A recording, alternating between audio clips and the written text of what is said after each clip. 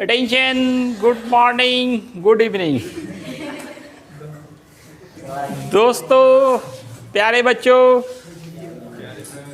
NSC physics class में आप सबका खैर मकदम है, वेलकम है, स्वागत है। आज मैं आपको अर्थ पे घुमाने ले चलूँगा, पोल पे, इक्वेटर पे, अलग अलग जगह, अमेरिका, जापान, सब जगह, है ना। तो आज हम लोग घूम घूम कर देखेंगे कि ये जो स्मॉल जी ग्रेविटी एक्सीलरेशन है, ये क्या चेंज हो रहा है या नहीं हो रहा है।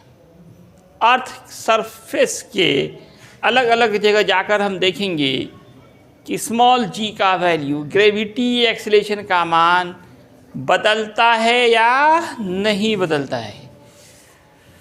तो एक्चुअल में ये बदल जाता है। अर्थ सरफेस के अलग अलग पॉइंट्स पे, अलग अलग जगहों पे स्मॉल जी का वैल्यू अलग अलग होता है। आप बचपन में पढ़े होंगे अक्षांश, लैटिट्यूड। अर्थ सरफेस पे गुजरने वाला काल्पनिक रेखाएं होती है, जो पूरब से पश्चिम की तरफ जाती है। Imaginary lines passes from east to west, क्या कहलाता है? लैटिट्यूड कहलाता है, अक्षांश कहलाता है। ये जो अर्थ है, ये नॉर्थ पोल, साउथ पोल, बीच से जाने वाला इक्वेटर लाइन, ये सारे जो देख रहे हैं लाइंस हैं, ये कहलाते हैं लैटिट्यूड।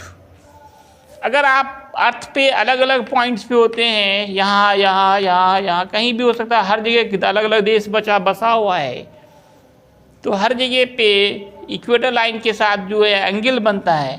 जैसे यहाँ पे थीटा एंगल दिख रहा है, यही पोल पे जाएंगे तो 90 डिग्री हो जाएगा, इक्वेटर पे इधर आएंगे तो 0 हो जाएगा, इधर जाएंगे तो 180 हो जाएगा। तो मतलब थीटा का वैल्यू चेंज होगा जब हम लैटिट्यूड चेंज करेंगे।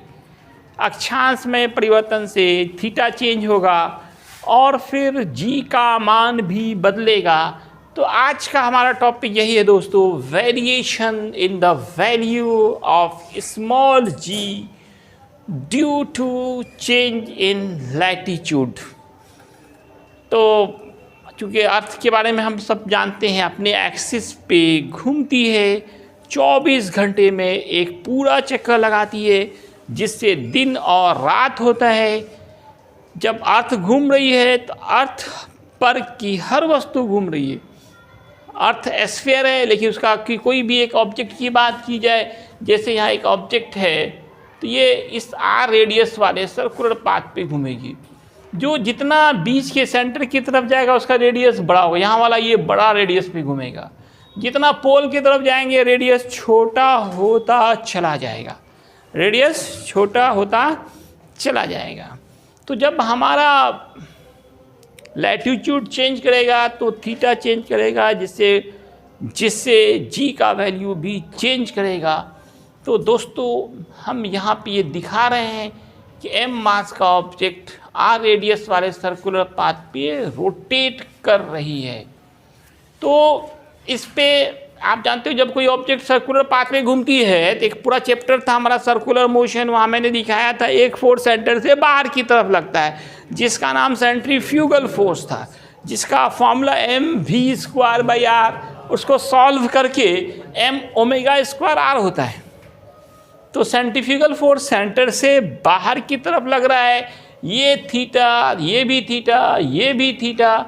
अब ये m⍵²r है, ये थीटा है, तो इसका एक कंपोनेंट होगा m⍵²r cos थीटा, जो बाहर की तरफ लग रहा है। वेट, हर ऑब्जेक्ट का जो वेट होता है वो हमेशा सेंटर की तरफ लगता है। अर्थ पूरा गोल है, अगर हम लोग ऊपर में है तो अमेरिका वाला नीचे में है, तो वो लोग गिरता है? नहीं गिरता। क्यों? जहाँ पे भी रखें ऑब्जेक्ट, चाहे यहाँ हो, यहाँ हो, यहाँ हो, यहाँ हो, उसका जो वेट है हमेशा सेंटर की तरफ लगता है। किधर लगता है? सेंटर की तरफ। यहाँ पे है तो mg सेंटर की तरफ, m⍵²r cos थीटा सेंटर से बाहर की तरफ। इस दोनों का रिजल्टेंट फोर्स निकालेंगे। कैसे निकालेंगे? बड़ा में से छोटा माइनस करेंगे, डायरेक्शन अपोजिट होने के कारण। ये अगर देखिए m⍵²r cos थीटा, ये अगर बड़ा हो जाए mg से, तो ऑब्जेक्ट बाहर फेंका जाएगी। बाहर नहीं फेंका रही है, अर्थ पे ही बैलेंस कंडीशन में है, तो हम ये कह सकते हैं mg is greater than m omega square r cos theta. बड़ा फोर्स में से छोटा फोर्स को घटा दे रहे हैं, दो फोर्स का डिफरेंस फोर्स होगा, उसको नेट फोर्स कहेंगे। ma होता है, a की जगह पे यहाँ हमारा g है, उस g को g डैश मान लिया, तो mg डैश बराबर mg minus m omega square r cos theta. m common लीजिए तो ये फॉर्मूला आ गया। स्मॉल r को क्या लिख सकते हैं, देखिए यहाँ पे दोस्तों, ये कैपिटल R है, ये थीटा है, तो स्मॉल r हो जाएगा capital R cos theta. cos theta into cos theta that is cos square theta. अब इसमें जैसे जैसे थीटा चेंज होगा तो जी का मान चेंज होगा, जैसे जैसे थीटा बदलेगा स्मॉल जी का मान भी चेंज होता जाएगा। इस फॉर्मूले में जब थीटा चेंज होगा कॉस का वैल्यू चेंज होगा, तो ये पूरा जो घट रहा है वो चेंज होगा। तो इससे पता चला कि लैटिट्यूड चेंज होने से जी का मान बदल जाता है। अब चलिए हम लोग इक्वेटर लाइन पे देखते हैं। इक्वेटर लाइन पे, विषुवत रेखा पे, अगर ये ऑब्जेक्ट यहीं पे है तब ये थीटा क्या होगा, 0 हो जाएगा। इधर लेते हैं तो 180 हो जाएगा, cos 0 होगा 1, cos 0, थीटा 0 डालेंगे cos 0 1 होगा, थीटा 180 डालेंगे cos 180 माइनस 1 होगा, लेकिन यहाँ स्क्वायर है, -1 का स्क्वायर फिर +1 हो जाएगा। और आपको पता होना चाहिए कॉस का, साइन का मैक्सिमम मान 1 होता है, एक से ज़्यादा मान नहीं होता है। अब ये मैक्सिमम घट जाएगा इसमें, तो बचेगा क्या, मिनिमम। तो इससे पता चला कि अर्थ के इक्वेटर लाइन पे, हिंदी में बोलेंगे विषुवत रेखा पे, स्मॉल जी का मान सबसे कम होता है। तो इसको हमेशा याद रखें, हर तरह के कॉम्पिटिशन्स में, आगे आपको जॉब के लिए कॉम्पिटिशन देना पड़ेगा, उन सब में भी इस तरह के सवाल रहते हैं कि इक्वेटर लाइन पे जी का मान कम होगा या ज़्यादा होगा, क्या होगा, सबसे कम होगा। इक्वेटर लाइन पे, विषुवत रेखा पे स्मॉल जी का मान अर्थ सरफेस पे सबसे कम कहाँ पे होता है, इक्वेटर लाइन पे होता है। अब आइए पोल पे चढ़ जाते हैं, नॉर्थ पोल जाइए या साउथ पोल जाइए। पोल पे जाएंगे तो थीटा 90 डिग्री हो जाएगा। अब ये मेन फार्मूला हमारा यही है, इसमें आप पुट कीजिए cos 90 का वैल्यू 0, 0 इंटू समथिंग 0, जी डैश माइनस 0, जी डैश इक्वल जी के। इससे क्या पता चला कि पोल पर जी डैश इक्वल हो गया जी के, कुछ भी नहीं घटाना पड़ा, बाकी जगह कुछ ना कुछ आपको माइनस करना पड़ेगा। पोल एक ऐसा जगह है जहाँ पे कुछ नहीं घटाना पड़ा, इसका मतलब है वहाँ पर जी का मान सबसे ज़्यादा है। तो 2 पॉइंट तो ज़िंदगी भर के लिए नोट कर ले दिमाग में कि स्मॉल जी का मान अर्थ सरफेस पे सबसे ज़्यादा पोल पे होता है और सबसे कम इक्वेटर लाइन पे होता है।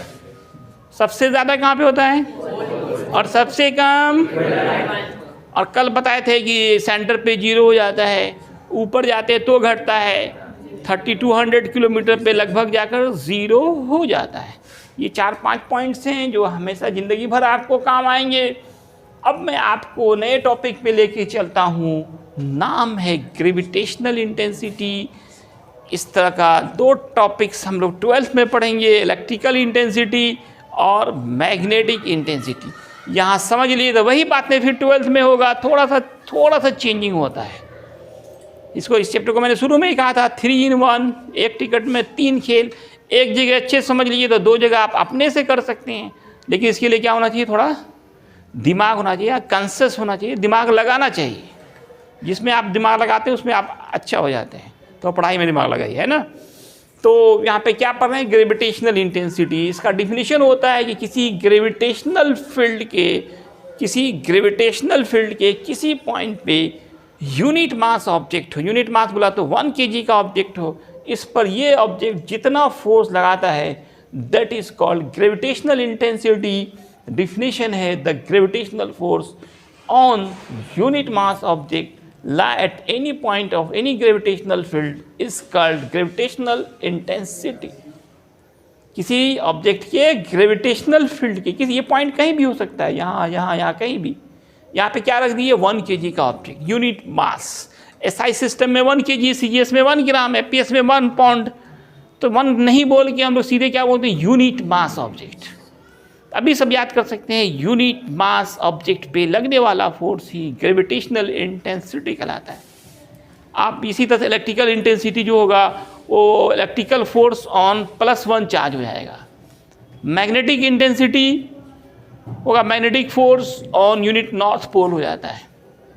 नॉर्थ पोल साउथ पोल होता है ना मैग्नेट में, तो सिमिलर होते हैं। सिंबल सब जगह ई ही यूज़ होता है, ग्रेविटेशनल में भी इलेक्ट्रिकल में भी। ई बराबर हो जाएगा, यहाँ पे देखिए डिफिनेशन से देखिए क्या है, ये फोर्स है यूनिट मास पे, तो बाई फोर्स बाई मास होगा। यूनिट की बात करें, फोर्स का यूनिट न्यूटन, मास का kg, newton kg inverse. Dimension निकालें, फोर्स का एम नॉट, फोर्स का MLT inverse 2 by M cut गया, एम नॉट LT इनवर्स 2 आ गया। ये ग्रेविटेशनल इंटेंसिटी स्केलर है, ये वेक्टर है, ये वेक्टर है। कैसे कि ये कैसे पता चला, ये फोर्स है, जहाँ भी फोर्स आएगा वो वेक्टर होगा। 3 तरह का इंटेंसिटी आपको पढ़ना, तीनों वेक्टर, एक साथ 3 ठो याद कर सकते हैं कौन कौन वेक्टर है। ये क्वेश्चन हमेशा रहता है कि कौन स्केलर कौन वेक्टर। तो ग्रेविटेशनल इंटेंसिटी, कोई भी इंटेंसिटी हो, gravitational intensity, electrical intensity, magnetic intensity, तीनों और आर वेक्टर, तीनों फोर्स है तो तीनों को वेक्टर कहते हैं। अब आइए ग्रेविटेशनल पोटेंशियल, तो ये भी आपको 3 जगह पढ़ना है। एक जगह यहाँ देख रहे हैं, 2 जगह 12th में देखेंगे, वहाँ पर आएंगे इलेक्ट्रिकल पोटेंशियल और मैग्नेटिक पोटेंशियल।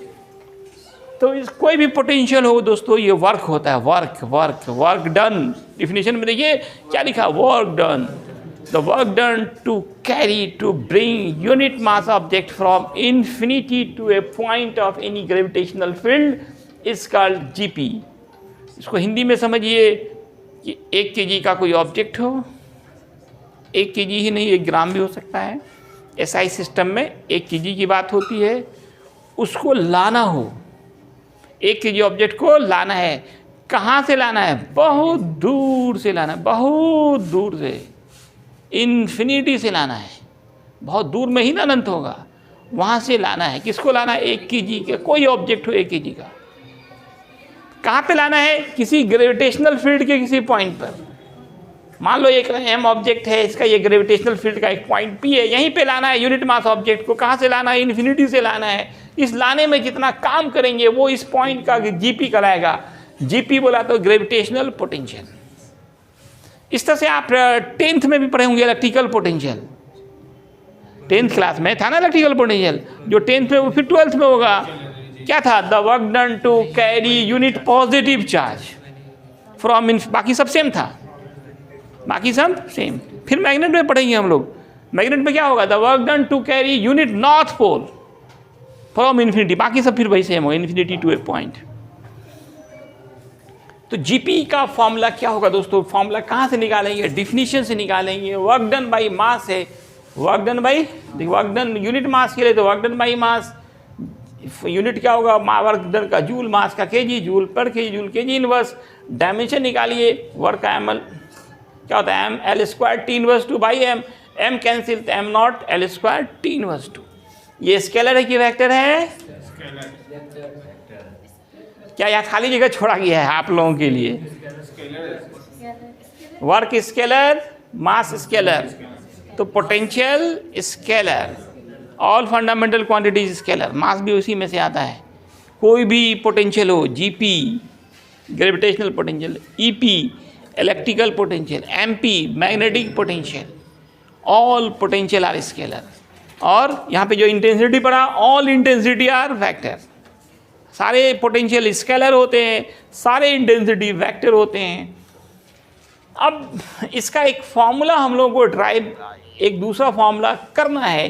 कोई पॉइंट मास का ऑब्जेक्ट, पॉइंट ऑब्जेक्ट हो जिसका मास m हो, उससे कुछ डिस्टेंस पे कोई पॉइंट हो, वहाँ पे इसका एक फॉर्मूला होता है -gm/r।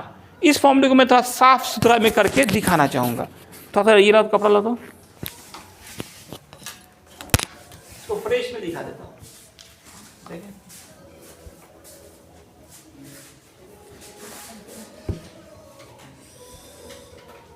क्योंकि यही काम फिर आप 12th में भी करेंगे, इसी फॉर्मूले को। मेन प्रोसेस वही होगा, फिर थोड़ा सा चेंज करेंगे, यहाँ सीख लेंगे तो वहाँ फिर आसानी होगी आपको। आइए हम लोग सबसे पहले फिगर बनाते हैं। एक करना क्या है, आपको सवाल ऐसे ही पूछा जा सकता है डायरेक्ट में, prove that for point object of mass m v equal minus gm/r। ये सवाल होता है, इसका कैसे हम लोग प्रूफ दिखाएंगे। प्रूफ दिखाता हूं मैं आपको। एक छोटा सा ऑब्जेक्ट लीजिए, पॉइंट ऑब्जेक्ट, मास जिसका m है, आर डिस्टेंस पे पॉइंट है p, यहां आपको निकालना है gp, ग्रेविटेशनल पोटेंशियल। तो दोस्तों यहाँ पे निकालना है हम लोग को v का फॉर्मूला, gp बोला v का फॉर्मूला चाहिए। इसका डिफिनीशन क्या है कि इस बिंदु पे 1 kg का ऑब्जेक्ट को लाना पड़ेगा। कहां से लाना होगा? इंफिनिटी से। इस बोर्ड में तो इंफिनिटी हो नहीं सकता है, तो हम इसी लाइन पर x डिस्टेंस पे, कितनी दूरी पे? x दूरी पे, p1 पे यहाँ 1 kg का ऑब्जेक्ट मान लेंगे और उसको थोड़ा दूर ले जाएंगे, थोड़ा खिसका के इधर ले आएंगे।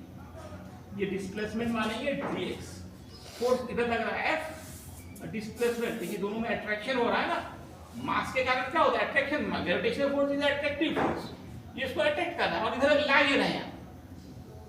इतना जो फिगर बना है इसको आप कुछ लैंग्वेज दे दीजिए।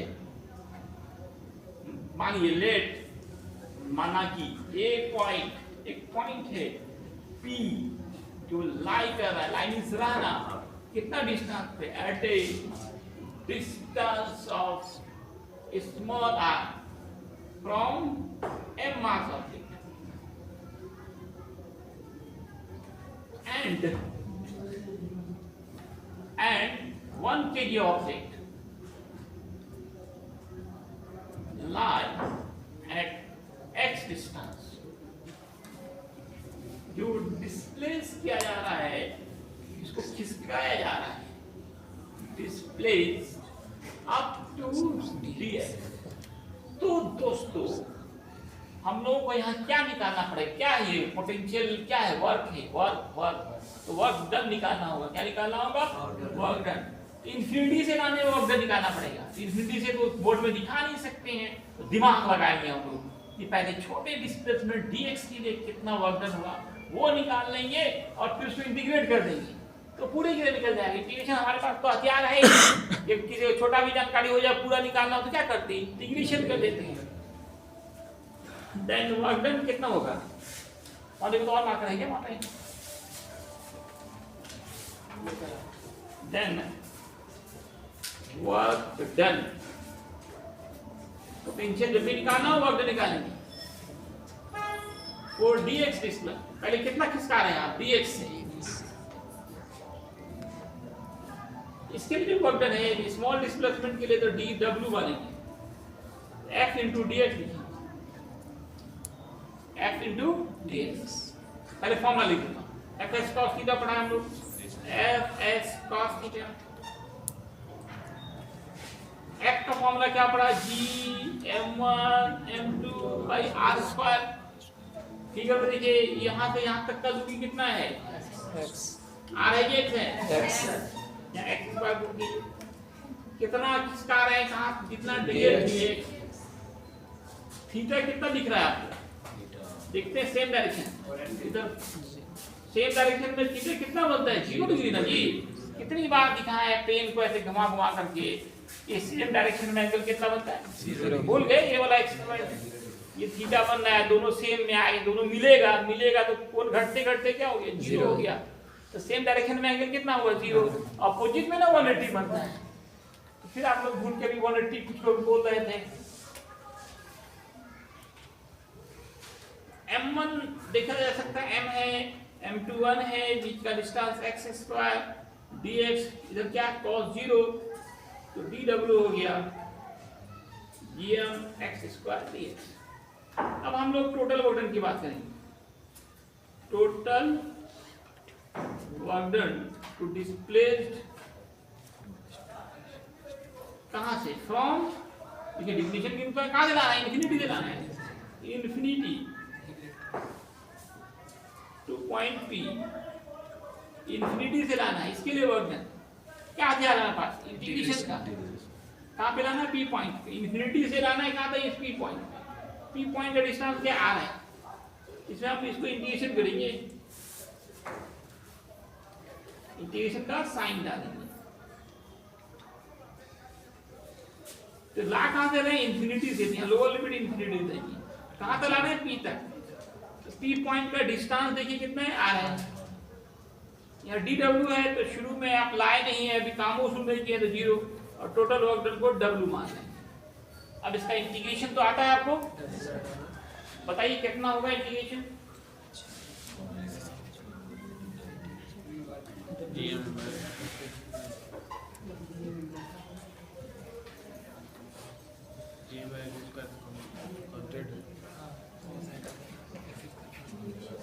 dw का इंटीग्रेशन dw का w ओमेगा नहीं, यहाँ पे w ये वर्क है, gm बाहर जाएगा। देखिए gm कांस्टेंट है ना, बाहर जाएगा। x पावर नीचे +2, ऊपर देखिए -2 जाएगा। dx डालिए इन्फिनिटी टू r। फिर यहाँ क्या कहते हैं? Upper limit minus lower limit gm। Integration याद है ना? जितना पावर है उसमें कितना प्लस करते हैं, फिर उसी पावर से डिवाइड करते हैं। r इंफिनिटी डालिए, gm -1 नीचे -1, r infinity gm r -1 infinity -1। इस -1 को बाहर भी निकाल सकते हैं हम। -1 बाहर निकाल, 1 से तो कोई फर्क नहीं पड़ेगा, लेकिन माइनस माइनस हो जाएगा। इसको 1/r 1/इंफिनिटी लिख सकते हैं। 1/इंफिनिटी को 0 लिख सकते हैं, -gm × 1/r। तो वर्क डन हो गया -gm/r। ये जो वर्क किया है किसके लिए किया है? यूनिट मास ऑब्जेक्ट को इन्फिनिटी से लाने में किया है। तो v का जो फॉर्मूला होता है वो W/m होता है। अभी आप पढ़ा था, W निकला -gm/r। ये किसके लिए? एक थी, तो नीचे एक डाली, तो v बराबर हो गया -gm/r। यही तो हम लोगों को प्रूफ करना था। प्रूफ हो किसी छोटे ऑब्जेक्ट हो जिसका मास m हो, उसके लिए ग्रेविटेशनल पोटेंशियल क्या होगा? -gm/r। पॉइंट ऑब्जेक्ट हो, मास m हो, उससे r डिस्टेंस पे ग्रेविटेशनल पोटेंशियल क्या होता है? -gm/r। आज इतना ही दोस्तों, धन्यवाद।